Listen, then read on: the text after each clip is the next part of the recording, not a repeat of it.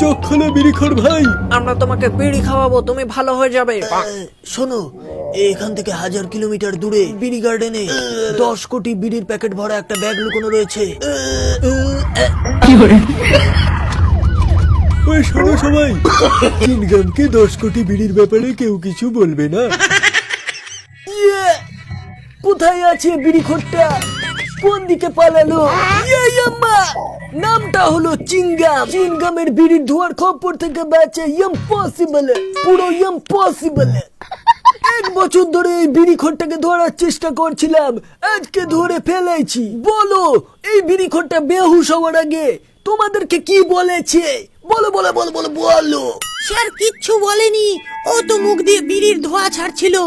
বলতে তো ওকে হবেই। ও 77 কোটি বিড়ির প্যাকেট কোথায় যেন লুকিয়ে রেখেছে। 77 কোটি বিড়ি? ও তো আমাদেরকে শুধু 10 কোটি বিড়ির প্যাকেটই বললো। মিথ্যেবাদী বিড়িখোর। এখন বলো, 10 কোটি বিড়ির প্যাকেট কোথায় লুকোনো? No no no no no, লুকোনো।